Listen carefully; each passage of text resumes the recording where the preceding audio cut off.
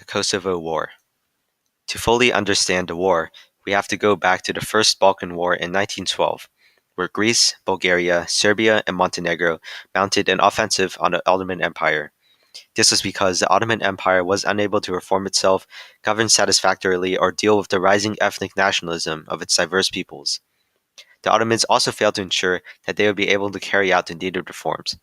With inferior technological capabilities, the Ottomans could not fight against the combined forces of Greece, Bulgaria, Serbia, and Montenegro.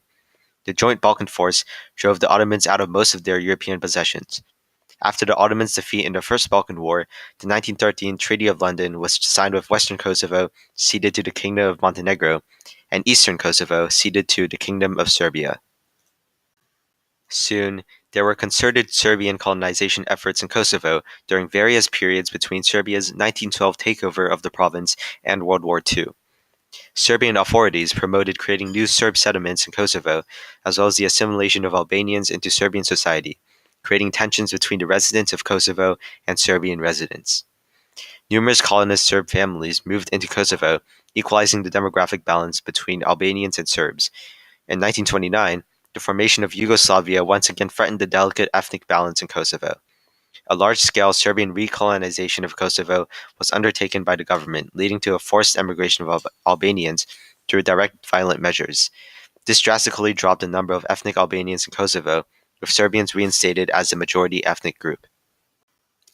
In 1941, the Axis powers invade Yugoslavia, assigning most of Kosovo to Italian-controlled Albania. During this time, Albanians once again migrated back to Kosovo, and between 1941 and 1945, tens of thousands of Serb, most recently colonists, fled from Kosovo. Albanians once again found themselves as a majority group. Tensions between ethnic Albanians and the Yugoslav government were significant, not only due to ethnic tensions, but also due to political ideological concerns, especially regarding relations with neighboring Albania.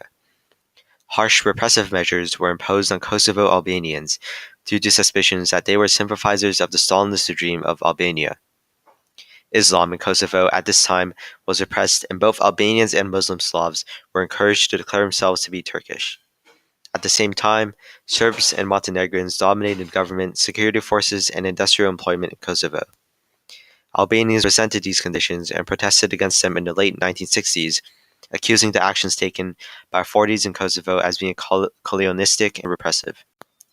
Albanians felt that their status as a minority in Yugoslavia had made them second-class citizens and demanded that Kosovo be a constituent republic, alongside the other republics of Yugoslavia. Protests by Albanians in 1981 over the status of Kosovo resulted in Yugoslav territorial defense units being brought into Kosovo and a state of emergency being declared, resulting in violence and the protests being crushed. Rights that had been recently granted to Albanians were rescinded, including ending the provision of Albanian professors and Albanian language textbooks in the education system. Inter-ethnic tensions continued to worsen in Kosovo throughout the 1980s.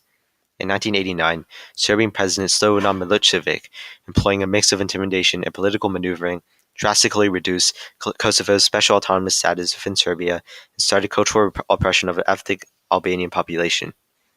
Kosovar Albanians responded with a non-violent separatist movement, employing widespread civil disobedience and creation of parallel structures in education, medical care, and taxation, with the ultimate goal of achieving the independence of Kosovo.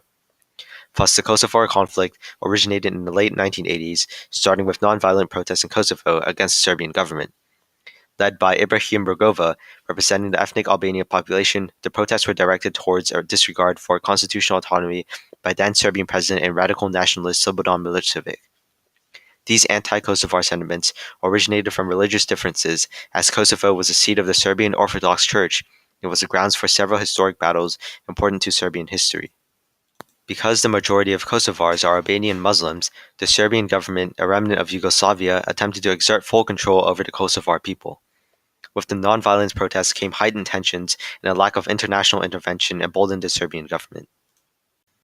In 1996, the Kosovo Liberation Army, or KLA, was formed, and the focus of the protests changed towards mild rebellion.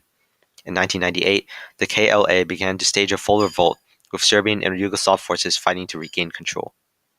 Serbian forces began to commit massacres, and captured prisoners were often tortured or beaten. Great Britain, the United States, Germany, Italy, Russia, and France formed a contact group in response, attempting to negotiate a ceasefire. Milosevic agreed to withdraw forces and allow refugees to re-enter, but did not implement the terms. During the ceasefire, the KLA regrouped and attacked again. In response, the Yugoslav and Serbian forces engaged in a counteroffensive and renewed a program of ethnic cleansing. The United Nations Security Council condemned this excessive use of force and imposed an arms embargo, but the violence continued. With Clinton's declaration of a national emergency due to the, quote, unusual and extraordinary threat to the national security and foreign policy of the United States, imposed by Yugoslavia and Serbia over the Kosovo War, most of the international community and NATO jumped into action. However, direct military conflict wouldn't begin until a year after. On January 15, 1999, the mass killing of 45 Kosovo Albanians took place in the village of Rakok in central Kosovo. The incident was immediately condemned as a massacre by the Western countries and the UN Security Council, and later became the basis of one of the charges of war crimes leveled against Milosevic and his top officials. This massacre was a turning point of the war. NATO decided that the conflict could only be settled by introducing a military peacekeeping force in order to forcibly restrain the two sides. On January 30th, the contact group issued a set of non-negotiable principles that called for a peace conference to be held in February 1999 at the Château de Rambouillet outside Paris. From the very start, the diplomatic negotiations in Rambouillet seemed to be a failure. The Yugoslavian delegation was led by then-President of Serbia Milan Milutinovic, while Milosevic himself remained in Belgrade. The absence of Milosevic was interpreted as a sign that the real decisions were being made back in Belgrade, a move that aroused criticism in Yugoslavia as well as abroad. After the breakdown of negotiations, on March 24, NATO began airstrikes against Serbian military targets. In response, Yugoslav and Serbian forces drove out all of Kosovo's ethnic Albanians, displacing hundreds of thousands of people into Albania. By the start of April, the conflict appeared little closer to a resolution, and NATO countries began to seriously consider conducting ground operations in Kosovo. Instead, Clinton authorized a CIA operation to look into methods to destabilize the Yugoslav government without training troops. At the same time, Finnish and Russian diplomatic negotiators continued to try to persuade Milosevic to back down. Milosevic finally recognized that Russia would not intervene to defend Yugoslavia, despite Moscow's strong anti-NATO rhetoric. He thus accepted the conditions offered by the Finnish-Russian mediation team and agreed to military presence within Kosovo headed by the UN but incorporating NATO troops. In June, NATO and Yugoslavia signed a peace accord outlining troop withdrawal and the return of nearly 1 million ethnic Albanians, as well as another 500,000 displaced within the province. UN peacekeeping forces were deployed in Kosovo, which came under UN administration.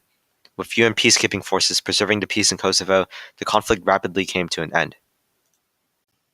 In the aftermath, Yugoslav and Serb forces caused the displacement of between 1.2 million to 1.45 million Kosovo Albanians. After the end of the war in June 1999, numerous Albanian refugees started returning home from neighboring countries. Over the 2-year conflict, 13,500 people were killed or went missing. Yugoslav President Slobodan Milosevic, along with other Yugoslav officials, were charged by the UN's International Criminal Tribunal for the former Yugoslavia with crimes against humanity and war crimes.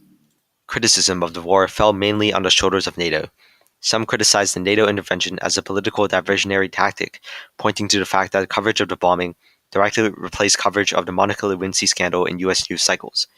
Also, some point out that before the bombing, rather than there being an unusually bloody conflict, the KLA was not engaged in widespread civil war against Yugoslav forces, and the death toll skyrocketed following NATO intervention.